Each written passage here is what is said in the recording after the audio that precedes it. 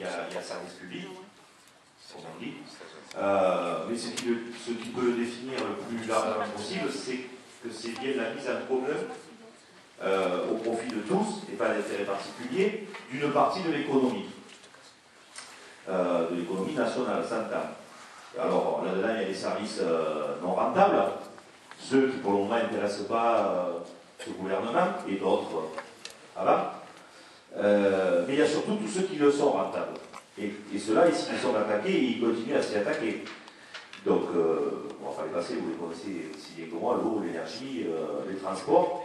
Donc je crois qu'il faut qu'on réaffirme bien qu'effectivement, quand on s'attaque à la question, quand on se pose la question du service public, selon comment on y répond ou pas, on s'attaque au système dans lequel le service public fonctionne aujourd'hui, qui n'a pas d'autre nom que le système capitaliste. Je crois que ça, c'est une chose qu'il ne faut pas qu'on perde de vue et qu'on réaffirme, et que l'on dise clairement, tranquillement, le service public s'attaque aux intérêts capitalistes dans ce pays et dans le monde, notamment de la DSP, des délégations de services publics. C'est un outil que s'est donné le capital pour mettre à mal le service public comme on l'avait créé, comme on le conçoit nous encore aujourd'hui.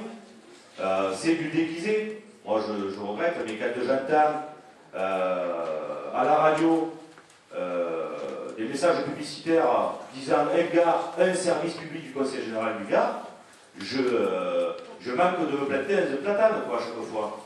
Parce que c'est pas un service public, il faut appeler le chat. C'est une délégation privée de service par le public, mais c'est pas autre chose. Une partie des sommes investies là-dedans sert à rémunérer les actionnaires. Voilà, donc bon, après on est pour, on est contre, mais il ne faut pas essayer de traverser la réalité. Donc je crois que, pour moi en tout cas, la question des délégations de service public, elle est claire. Après, il faut rentrer dans le détail, peut-être des régies, etc. Mais celle-là, en tout cas, pour moi... C'est-à-dire que maintenant, on n'a plus des assurés aux clients, comme à l'EDF, comme à la Poste, etc., etc. On ne remplace plus les départs à la retraite, on mutualise, on recentre, etc., etc. Donc ça, c'est aussi l'histoire commune, avec toujours moins de moyens, avec une pression constante, avec la qualité maintenant, c'est plus les pourcentages, les délais, voilà, on est dans les chiffres et dans les statistiques. L'application de la législation, l'assuré ou la personne qui est derrière le dossier, ça n'existe plus. Dernièrement, on vient de nous refaire un hall de toute beauté, avec tout ce qu'il faut dedans. Donc une belle vitrine, mais derrière la vitrine, une personne qui travaille à temps partiel, ben, le jour où elle est malade, elle n'a pas droit aux indemnités journalières. Puisqu'il faut 200 heures pour avoir droit à son salaire, et bien si vous travaillez à temps partiel, donc moi par exemple dernièrement dans mon boulot, j'ai eu l'exemple d'une secrétaire qui travaillait au départ à temps complet. Ensuite, soi-disant son entreprise était en difficulté, donc on lui a demandé de travailler à temps partiel, mais elle n'avait pas le choix. Donc elle s'est retrouvée avec travail à temps partiel. Elle a eu un cancer. Elle n'a pas droit aux indemnités journalières, elle est en maladie, elle est touche rien. Oui, je pense que c'est déjà une bonne initiative d'avoir prévu de rencontrer ce débat sur le service public, parce que je crois que c'est aujourd'hui fondamental. D'abord, parce que les services publics font partie avec des moyens pour la redistribution des richesses, c'est-à-dire que ça permet aussi à ce que les gens puissent avoir accès, comme on s'est dit, à l'intérêt général, et puissent également qu'on puisse répondre à des droits fondamentaux. Il me semble qu'une des idées importantes, c'est que normalement le service public doit répondre à un droit fondamental. On a des usagers qui ont de moins en moins de services publics, de gestion de proximité, puisqu'ils ferment des agences, ils ferment des bureaux qui étaient situés dans les quartiers pour être au plus proche des locataires. C'est en effet une attaque très forte au niveau des fonctionnaires et au niveau du service public. Par exemple, On peut donner comme exemple au niveau de tous les contrats de droit privé qui rentrent à Habitat du Gard, toutes nos avancées sociales que nous avons obtenues pour les fonctionnaires, aujourd'hui, toutes ces avancées sociales sont totalement remises en cause.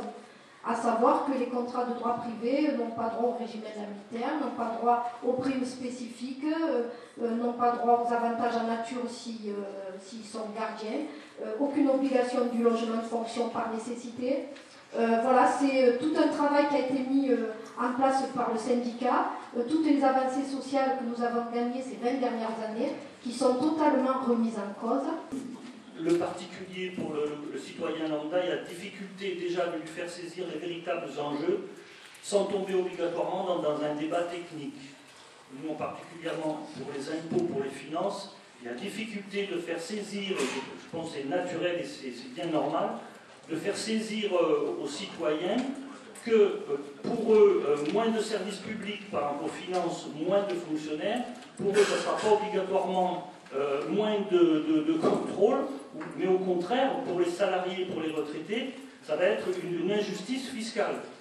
Puisqu'on l'a bien vu, ce gouvernement, avec les décisions qu'il a prises précédemment, il va toujours vers, non pas un partage des richesses, mais plutôt donner aux plus riches.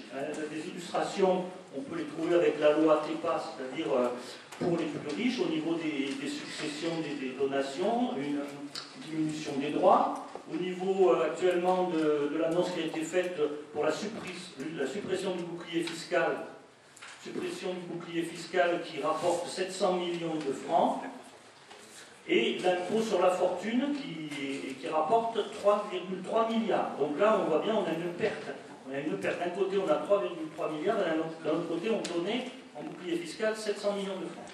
Là aussi, c'est quand même pas anodin, c'est pas rien. Donc pour les particuliers, effectivement, moins de moyens, donc moins de fonctionnaires, ça représente pour eux moins de services publics. On en a l'illustration, puisqu'on va parler concrètement sur le Gard, avec la fusion qui a été faite Trésor et Impôts.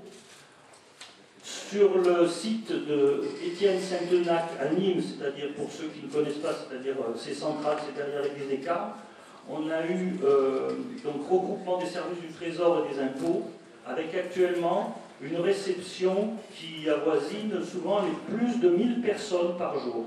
Moi j'ai entendu parler des associations, je voudrais quand même aussi, là aussi, mais ça c'est une aparté, il existe des associations qui ont des centaines de salariés et qui ne fonctionnent plus voilà, sur la base du système associatif. Il existe aussi, au moins dans ce département, tout un tas de services publics qui sont assurés par les associations, notamment dans le secteur de l'insertion, dans tout un tas de secteurs. Social, bien sûr. Il y a aussi tout ce qui est en matière de culture, qui pratiquement est fait et assuré par les associations, qui sont de moins en moins subventionnées, parce que la plupart du temps, elles sont subventionnées en majeure partie par les collectivités territoriales, qui ne vont plus pouvoir le faire, et qui, de ce fait, ces associations-là, elles ne peuvent plus avoir beaucoup d'activités de licenciés. Je crois que ça aussi, il faudrait qu'on y mette le nez dedans. Parce que si la réforme des collectivités territoriales passe comme elle devait passer, c'est-à-dire avec la perte de la clause de compétence générale, ça veut dire que les départements et les communes ne pourront plus faire que ce qui est obligatoire, ils n'auront plus le droit de faire ce qui était facultatif, c'est-à-dire le sport, la culture principalement. Et pour les départements, restera l'action sociale, parce que ça, personne n'en veut.